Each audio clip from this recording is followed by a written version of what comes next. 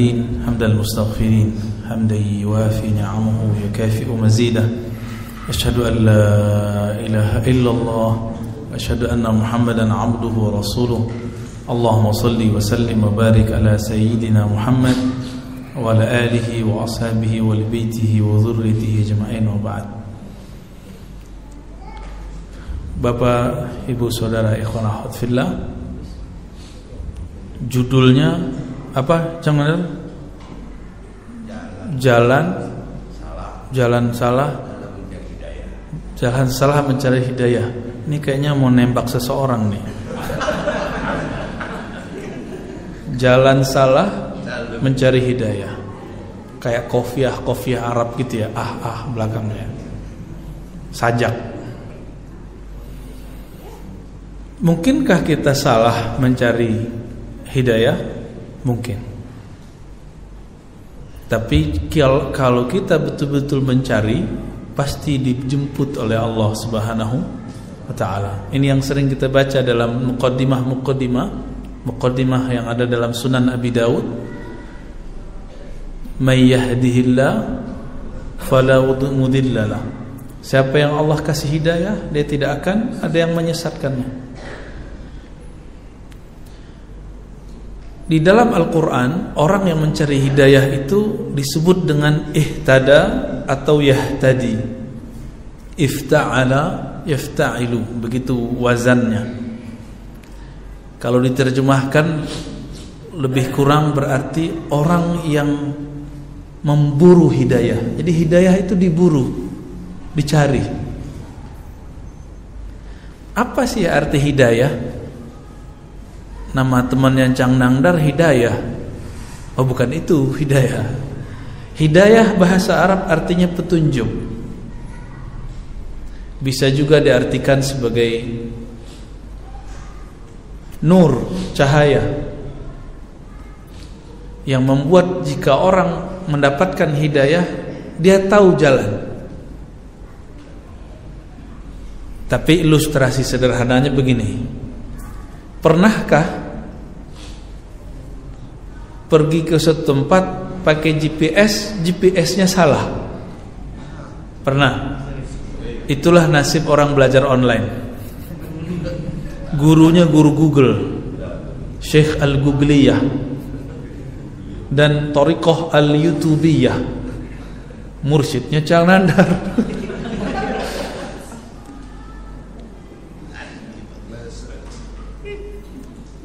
Orang berguru ke yang hidup pun itu bisa terkeliru. Saya sebut keliru, bukan salah. Salah itu bahasa dia ya. Kita sebut keliru. Kenapa? Orang keliru bisa kembali. Orang keliru bisa dimaafkan oleh Allah Subhanahu wa ta'ala. Seorang Salman Al-Farisi, Imam Zahabi mengatakan umurnya ada dua riwayat, 250 tahun atau 350 tahun waktu wafat. Saat ketemu Nabi, anggap saja umurnya 200 tahun. Perjalanan mencari hidayahnya panjang. Awalnya dia adalah anak kiainya Majusi. Majusi ini penyembah api. Ya'budu naran. Kemudian dia melakukan safar, piknik. Maka piknik ini wajib untuk pencari hidayah. Piknik berguru. Walaupun kita gak suka nih, masih ustaz, dengerin aja dulu. Ya. Wah, ini beda manhaj sama saya nih. Dengerin aja dulu. Kadang-kadang Allah bagi hidayah di banyak mulut orang. Dititipkan sini, dititipkan di situ. Siapa tahu. Salman Al-Farisi kemudian melakukan safar ke satu wilayah yang bernama Syam. Syam itu dulu disebut Romawi Timur. Salah satu wilayah Romawi Timur. Syam itu yang sekarang jadi Suriah. Sampai di sana dia melihat ada sinagog Yahudi. Orang-orang Bani Israel di sana beribadah. Maka dia masuk, dia penasaran, ingin mencari kebenaran, mencari hidayah. Karena dia penasaran, masa api disembah. Maka dia cari ke sana. Ketemulah seorang rahib. Rahib itu kemudian mengajaknya berbicara, berdialog, dan dia tertarik. riwayatnya sangat banyak, kita pendek, akhirnya dia menjadi murid sang rahib. Gak balik-balik lagi ke Persia. Sudah lama berguru, sudah hampir hafal apa isi Bible, kitab Taurah. Sang rahib mulai tua. Apa kata rahib? Umurku sudah mau habis. Engkau carilah pendeta namanya si fulan, rahib namanya fulan. Dia mengikuti nabi namanya Isa atau Yesus. Dicarilah sama dia, nggak jauh dari wilayah Syam. Ketemu, berguru di sana juga bertahun-tahun. Sama kisahnya. Sang rahib pun mengatakan, waktunya sudah sampai nak. Sang nabi akhir zaman sudah muncul. Dibacain tanda-tandanya sama dia. Tapi mungkin umurku tidak cukup. Kita curiga ini siapa? Mungkin orang-orang yang terkoneksi dengan Nabi Daniel. Karena dulu ada sebuah riwayat yang menyebutkan Nabi Daniel ini umurnya panjang sampai ke zaman Nabi, tapi tidak bertemu Rasulullah sallallahu alaihi wasallam. Saya curiga aja karena riwayat itu banyak, kalau digabung-gabung ada kira-kira kesamaannya. Tapi karena kita nggak mau cocok logi, kita nggak pastikan, ya. Maka ia tanya gurunya, Nabi akhir zaman itu muncul di mana wahai tuan rahib, tuan pendeta? Kata beliau, Nabi akhir zaman itu muncul di negeri yang banyak kurmanya. Di saat itu maka dia cari di wilayah mana ada banyak pohon kurma.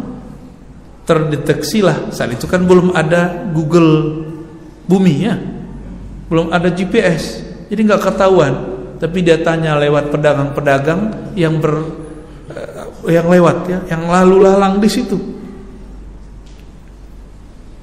Orang Arab, dasar orang Arab dulu jahiliyah. Tidak semua Arab jahiliyah ya. Nabi kita Nabi Muhammad tidak jahiliyah. Tapi kebanyakan mereka yang dagang itu jahil. Dia bertanyalah kepada salah satu pedagang Arab, wahai orang Arab, benarkah di kampung kalian begini-begini disebutkan kira-kira yang mirip dengan apa yang dalam kitab Taurat dan Injil?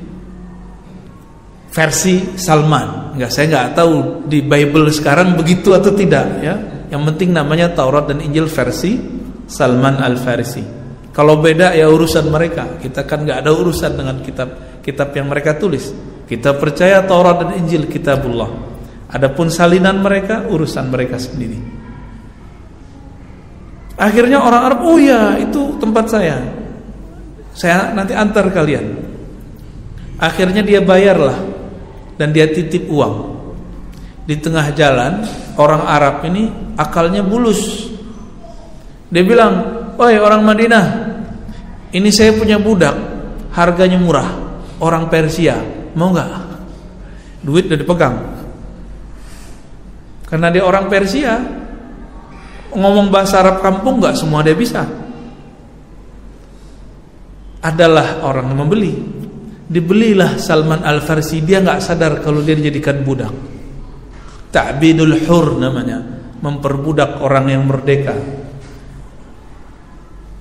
Ini lebih dari salah ini. Ya. Beliau mencari hidayah malah diperbudak.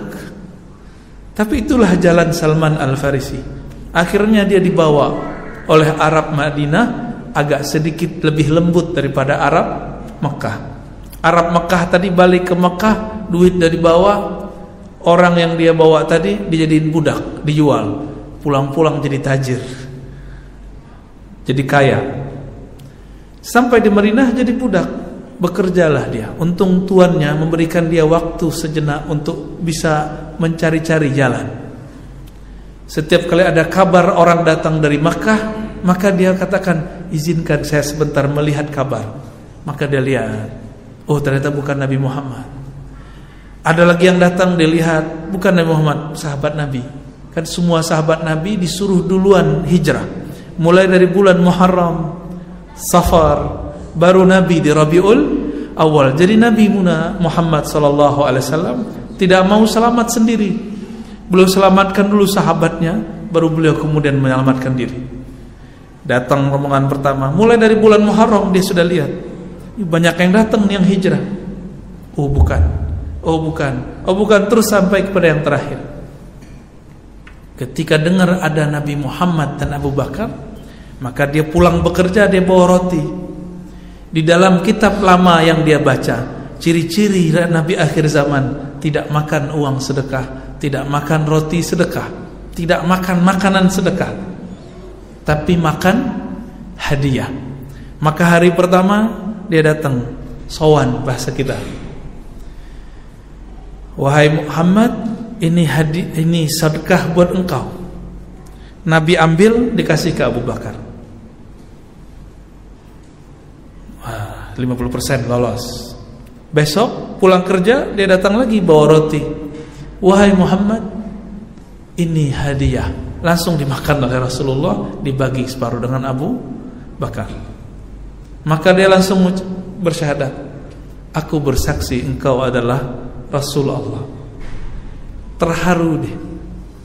Perjalanan dia mencari hidayah, Allah kabulkan. Ketemu rahib, pendeta Yahudi, ketemu pendeta Nasrani, dijadikan budak oleh orang Arab yang jahat, ketemu Arab yang paling baik, Sayyidina Rasulullah sallallahu alaihi wasallam. Maka Bapak Saudara makan Allah, kita mencari hidayah bukan mau menyenangkan sekelompok orang.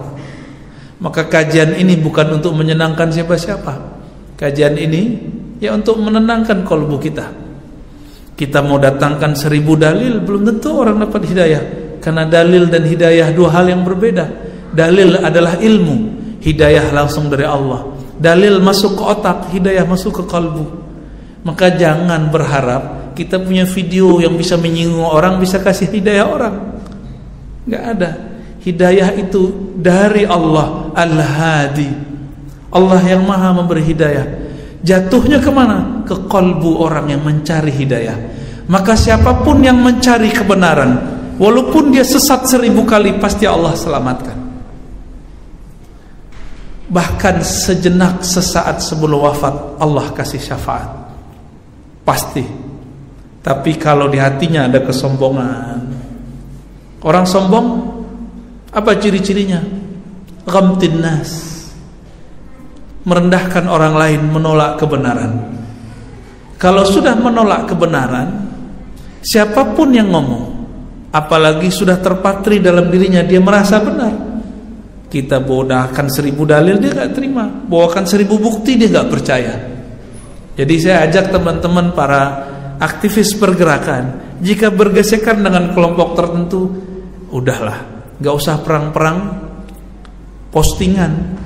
Hidayah itu mahal, adanya di kolbu, gak bisa pakai sindir-sindiran. Ya Cang Nandar ya, Cang Nandar lagi.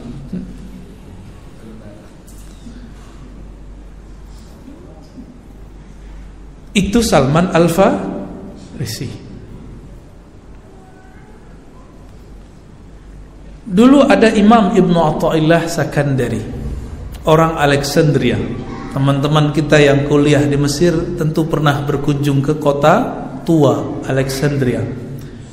Kota tua Alexandria itu kota tua yang dulu pernah menjadi pengaruh pos Yunani istilahnya. Jadi setelah Yunani berjaya, itu orang-orangnya dicari, dibunuh oleh raja di sana. Sisalah murid-muridnya lari ke banyak wilayah, ada ke Yordan, ada ke Harran, ada ke Turki, ada ke Mesir, khususnya Alexandria. Maka di sana ada peradaban Yunani, padahal itu bukan wilayah Yunani. Nah, inilah lucunya, kawan kita mengharamkan ziarah kubur, tapi ziarah ke Sphinx, ziarah ke apa tuh namanya yang lancip-lancip itu, piramid, juga ziarah ke tempat orang-orang Yunani. Katanya filsafat itu haram, tapi suka selfie di belakang bangunan-bangunan ciptaan orang Yunani. Ya, kita heran juga apa sebenarnya yang terjadi pada dia. Ya, mungkin supaya nanti kalau pulang kampung ditanya, kamu pernah ke sana nggak? Atau pernah ke sana nggak? Kira-kira begitu ya. Tapi kalau foto di belakang kuburan nggak berani dia. Ya, takut nanti diruqyah sama Cang Nandar ya. Cang Nandar lagi. Imam Ibn Athaillah Sekandari muda, dia punya ayah, dia punya kakek. Kakeknya ini anti tasawuf dan mengkritik murid Abul Hasan Asy-Syadzili, Imam Syadzili, Thariqah Syadziliyah, Ahlus Sunnah wal Jamaah. Jadi ajaran Imam Ghazali, Imam Asy'ari, beliau mazhabnya Maliki, dipadukan dalam thariqat beliau namanya Thariqah Asy-Syadziliyah. Itu nanti yang turun jadi Ma'surat Hasan Al-Banna. Pagi sore, benar gak? Itu zikir beliau tadinya, sudah diramu. Versi Al-Hasan Al-Banna. Cuma sekarang orang baca Ma'surat nggak tahu kalau itu sumbernya dari Thariqat Hasafiyah, cabang dari Thariqat Imam Abul Hasan Syadzili. Maka mohon maaf, saya heran hari ini kawan-kawan pengamal Ma'surat malah anti Thariqat Syadziliyah. Berarti dia beramal pun dia tidak tahu apa yang diamalkan. Zikirnya tidak bersanad dan berijazah, ruqyahnya tidak bersanad dan bermusalsal. Kita sebutkan hal yang dia tidak tahu, dia kira kita membuat hal-hal baru. Ingat begitu. Imam Ibn Athaillah Sekandari punya kakek, itu membid'ahkan, menyesatkan murid Abul Hasan Syadzili, namanya Abul Abbas Al-Murisi atau Mursi. Abul Abbas ini ketika dilaporkan, Tuan Guru Sidi Syekh kaffaraka fulan, si fulan mengkafirkanmu, si fulan menyesatkanmu, dia diam aja. Oh gitu, ya biarin aja. Nih coba lihat ahli kolbu sama ahli akal, beda cara berpikirnya, akhlaknya beda. Orang sok pinter sama orang pinter beneran beda. Abul Abbas mengatakan, oh ya biarin. Ini kakeknya Ibn Athaillah saat mengkafirkan itu belum lahir Ahmad Ibn Athaillah. Lahirlah anaknya dia, anak si kakeknya, berarti ayahnya Ibnu Athaillah. Itu masih disesatkan setiap khutbah, setiap ceramah. Hati-hati si fulan khurafat, hati-hati tarekat itu sesat, hati-hati. Begitulah seperti orang-orang hari ini membenci tarekat sufi, persis sama. Itu hanya sejarah yang berulang. Kalau ahli sufinya benar, tarekatnya sahih bersanad kepada Rasulullah, pasti dia mengatakan biarin aja, nggak apa-apa. Pasti begitu. Tapi kalau dia agak muda dikit, mungkin dia agak mencak-mencak juga ya, agak ngamuk-ngamuk juga mungkin ngajak debat. Ya nggak apa-apa juga, harus ada juga yang ngajak debat. Tapi yang ahli kolbu ini diam aja, karena dia membaca tanda-tanda dari Allah. Ada tanda-tanda. Wa min ayatillah, itu banyak ayat-ayat Allah, itu banyak. Lalu kemudian anaknya ini dewasa, menikah, lahirlah Ibnu Athaillah. Sampai anak ini remaja, dikader oleh kakeknya, oleh ayahnya menjadi seorang ahli mazhab Maliki, ahli aqidah Asy'ari. Jadi dulu mereka ini Asy'ariyah. Ulama-ulama Asy'ariyah ini kalau nggak tersentuh aqidah tasawuf, itu bisa keras juga. Maka coba lihat nanti ahli akidah sifat 20 akan berperang juga dengan sufi. Coba aja lihat nanti, kalau dia tidak mengerti tarekat sufi. Dan itu sudah terjadi di beberapa wilayah. Contohnya, orang yang juga saya sangat hormati, dua tokoh saya sangat hormati. Pertama, Syekh Abdullah Al-Harari di Libanon. Itu orang ahli sifat 20, ahli hadis, pakar akidah Asy'ariyah. Dia menentang Syekh Nazim Al-Haqqani, Naqsyabandiyah Al-Haqqaniyah, bahkan menyesatkannya, bahkan menganggapnya kafir. Dan fatwa beliau dipakai di Malaysia, di Negeri Sembilan. Ya saya paham kasusnya kira-kira seperti itu. Sumbernya siapa tadi? Syekh Abdullah Al-Harari. Kronologisnya seperti itu. Jadi ahli kalam ini, ahli akidah ini, kalau nggak tersentuh kolbunya, nanti kerasnya 11-12 sama kawannya Cang Nandar yang salah hidayah itu. Suka debat, suka cari kesalahan orang, jadi juri di mana aja. Merasa ilmu di kitab yang dia baca itulah yang paling benar. Dia lupa Imam Abul Hasan al-Ash'ari adalah murid Junaid al-Baghdadi. Murid Junaid al-Baghdadi menyaksikan kejadian Al-Hallaj. Tahu beliau kasih. Beliau semasa dengan muridnya Imam Junaid yang lain, Imam Shibli, Imam Ruwain, ahli qalbu semua. Maka sifat 20 ini masuk ke ilmu akal, masuk ke ilmu dalil nakli, masuk ke dalil zauqi qalbu, masuk. Karena sudah diramu oleh beliau, diringkas. Sifat Allah kan banyak, biar mudah diringkas jadi 20. Imam Abul Hasan sendiri dulu pernah menjadi Mu'tazilah karena ayah tirinya seorang kiai Mu'tazilah, Abu Ali Al-Jubai. Tahu-tahu ada orang yang sok tahu Imam Abul Hasan Ash'ari dengan pedenya mengatakan Abul Hasan Ash'ari itu berguru kepada Al-Qadhi Abdul Jabbar. Ada yang tahu? Ya. Kalau nggak tahu bilang tidak tahu. Dia berguru bukan kepada Al-Qadhi Abdul Jabbar. Al-Qadhi Abdul Jabbar hidup setelah dia, lahir setelah dia. Masa orang sekarang berguru ke orang yang belum lahir? Katanya nggak mungkin. Kita aja katanya berguru sama orang mati nggak mungkin. Dia mengatakan Imam Ash'ari berguru kepada orang yang belum lahir, namanya Al-Qadhi Abdul Jabbar. Ya, antum udah mulai connect nih sebagian nih. Siapa orangnya ya? Cari aja ntar videonya ya. Irul tuh tahu tuh.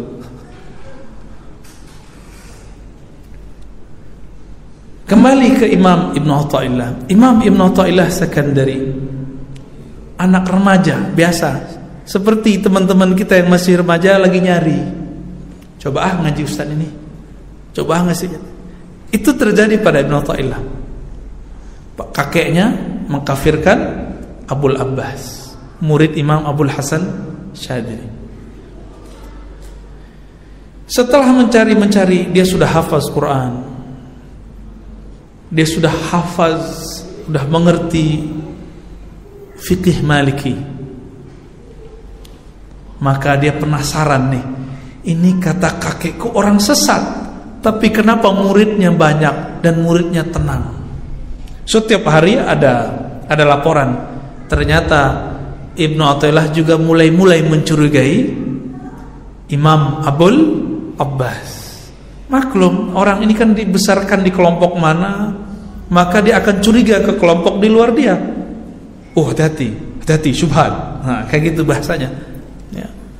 Antum pernah disubhatin nggak, Cang Nandar? Pernah diruqyah kali ya?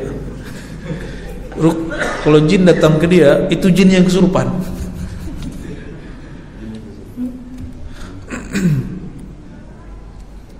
Maka dia penasaran, nyusup, nyamar. Orang dia kira jamaah nggak tahu kalau yang masuk itu Ibnu Atha'illah. Sebelum dia datang, Imam Abul Abbas nyolek ke khalifahnya. Nanti bakal ada anak muda datang yang dulu mengkafirkan saya, kakeknya. Kalau dia datang, bawa ke zawiyah tempat beliau zikir. Betul, sholat di masjid beliau. Masjid beliau sekarang masih ada Pak di Mesir, Masjid Abul Abbas.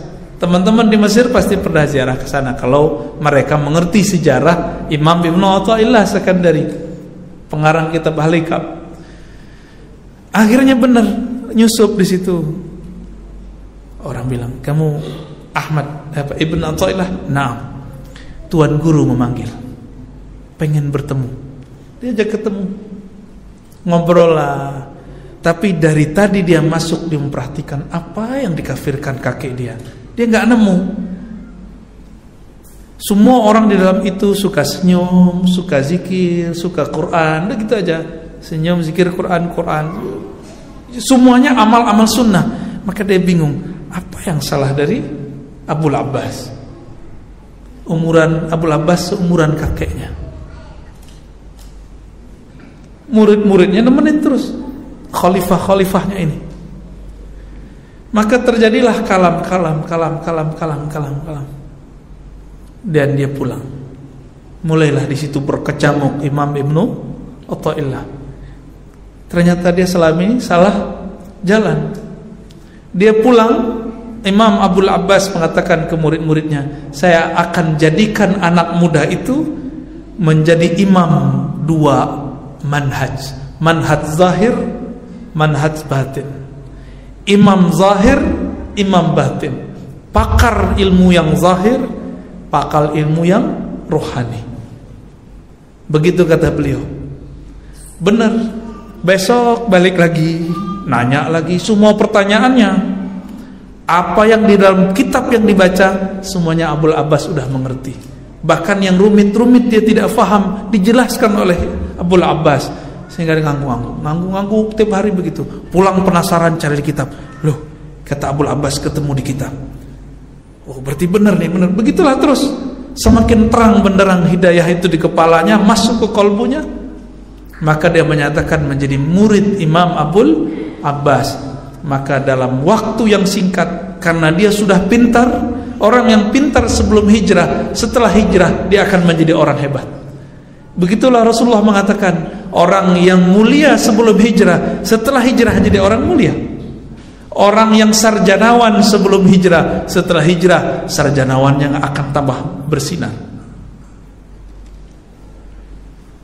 Maka beliau menulis kitab Al-Hikam, sekitar 200-an hikmah kata-kata bahasa-bahasa ilahiyah yang masuk ke dalam kolbu, pesan-pesan kolbu. Itu ditulis umurnya masih muda. Tapi kalau orang berguru, mudanya tua. Maka bertanyalah khalifah-khalifah ini, wahai Tuan Guru, kenapa engkau memperlakukan orang yang anak cucu dari yang memusuhimu dengan sebaik ini dan mengkadernya dengan sesempurna ini? Apa jawaban Abul Abbas? Ketika aku dilempar tuduhan kafir, tuduhan sesat, aku terbayang kisah Nabi dilempar oleh orang Taif. Lemparannya kakeknya Ibnu Athaillah tidak separah lemparannya orang Taif. Taif ngelemparin apa, Pak? Batu, tai onta. Baunya bukan main. Ketika batu kena, Nabi berdarah. Karena Nabi nggak belajar debus, Pak. Ya, Nabi nggak belajar debus. Tapi kalau beliau mau sakti bisa. Berapa banyak hadis menyebutkan kesaktian beliau. Ya, batu pecah, orang kakinya robek, bismillah ditiup, sembuh. Pakai tiupan. Maka doa-doa itu ada nafasnya. Kita jelaskan bab nafas sama orang ahli ruqyah hari ini, mereka nggak ngerti. Nabi, hadis Sahih Bukhari Muslim, kalau lagi nggak enak badan, beliau minta Sayyidah Aisyah meniupkan, unfitha alaih. Itu ilmu-ilmu yang turun ke kolbu. Ahli ruqyah sekarang mana ngerti, kecuali ahli ruqyahnya bersanad. Kalau ahli ruqyah tak bersanad, ya begitu. Sertifikat bukan sanad, nggak laku, nggak diakui Rasulullah Sallallahu Alaihi Wasallam. Harus ada ijazah dari gurunya. Karena ilmu ruqyah masuk ke dalam ilmu hadis, ilmu musalsalat. Masuk, karena dia bagian dari hadis Nabi. Teknik-tekniknya ada dalam kolbu ahli hadis. Ahli hadis itu sekarang untuk mempertahankan kemurnian ilmu ada metode namanya ijazah. Istilah itu baru muncul setelah ada ahli hadis. Di masa Rasulullah nggak ada istilah ijazah. Ya. Kita jelasin begitu, kalau ahli kuliahnya nggak ngerti ilmu hadis, dia bilang itu bid'ah juga. Ya, begitulah.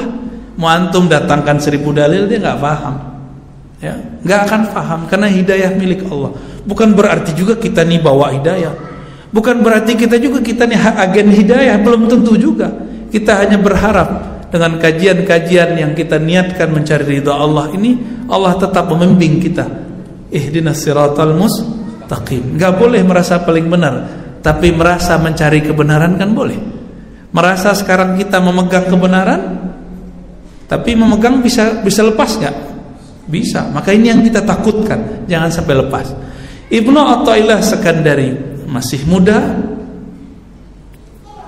kakeknya memusuhi gurunya. Gurunya mengatakan ketika ditanya oleh murid-muridnya, aku ketika dilempar tuduhan-tuduhan sesat, jahil, tidak mengerti, zindik. Dari dulu sufi dituduh zindik, Pak. Dari dulu. Maka sekarang kalau ada guru-guru kita yang mereka mursyid dikatakan zindik, mereka kalau ngerti sejarah ini gak akan balas, biarin aja. Seperti Abul Abbas membiarkan itu. Ibnu Arabi itu dituduh kafir. Orang yang mengkafirkan dia bacakan zikir la ilaha illallah, dikirimin doa untuk orang itu. Karena dia tahu saya gak kafir, dia aja yang menilai saya kafir. Begitu. Kata beliau, di saat aku dilempar tuduhan itu, aku teringat doa Nabi. Ya Allah, mereka yang melemparku ini tidak mengerti apa yang aku bawa. Tolong jadikan keturunan generasi setelah mereka menjadi orang yang percaya kepadaku. Doa itu dibaca oleh beliau. Ya Allah, orang ini melemparku tuduhan kufur, tuduhan zindik. Aku malu kepada Rasulullah untuk membalasnya. Kalau Abu Abbas doa kan bisa langsung terjadi, karena beliau sering berdoa dan mustajab. Minta hujan, turun hujan. Orang sakit disembuhkan cukup dengan tiupan, dengan izin Allah sembuh. Bahkan berjalan di atas air, sesekali beliau menunjukkan terbang dengan izin Allah. Tapi beliau tidak mau itu diekspos. Abul Abbas Al-Mursi. Maka beliau mengatakan, ya Rabb, sebagaimana engkau menjadikan keturunan orang-orang Taif beriman kepada Rasulullah, tolong pilihkan keturunan dari orang yang mengkafirkanku ini menjadi muridku nanti, yang mewarisi ilmumu. Mulia enggak tuh sufi begitu? Itu baru sufi hakiki. Kalau enggak, sufi suka film. Kalau sufi hakiki begitu, Pak. Kalau begitu sufi sesat enggak, saya tanya. Terus kenapa antum selama ini berpikir sufi sesat? Ya, karena selama ini orang cerita sufi atau orang bawa tentang simbol sufi, dia emang nggak benar. Tolong bedakan, tidak semua orang tarekat itu sufi. Tarekat itu jalan menuju kesufian, belum tentu dia sukses menjadi sufi. Sufi itu seperti faqih. Faqih mewarisi fikihnya Nabi. Sufi mewarisi kemurnian qalbunya Nabi. Ahli fikih mewarisi hukum zahir, rukun 13, ya, membatalkan sholat, sunnah, bid'ah. Ahli qalbu, ahli sufi mewarisi khusyuknya Nabi. Maka ahli fikih kalau menentang sufi kualat, tidak akan khusyuk sepanjang masa, karena ilmu khusyuk ada di qalbu para sufi. Tapi betul, orang tarekat tidak semuanya sufi. Makanya antum lihat hari ini ada tarekat yang eksklusif, ada tarekat yang kemudian merasa paling benar, ada tarekat yang terjebak kemudian kepada hulul, Allah bersatu dengan makhluk. Ada. Itu belum jadi sufi. Sufi itu naqiyun, sunniyun, rasyidun. Begitu Imam Ghazali mengatakan. Kenapa ahlu sunnah itu 3 pilar? Aqidahnya Asy'ariyah Maturidiyah, fikihnya bermazhab yang 4, dan rohaninya bertasawuf. Begitu rumusan ulama Al-Azhar, rumusan ulama Hadramaut, ulama Habaib, begitu rumusan pendiri bangsa kita ini. Sebelum ada Piagam 9, Panitia 9, itu kan sudah ada ayahnya Syekh Abdul Wahid, Kiai Abdul Wahid, ayahnya Gus Dur. Kakeknya Gus Dur siapa namanya? Hadratus Syekh Hasyim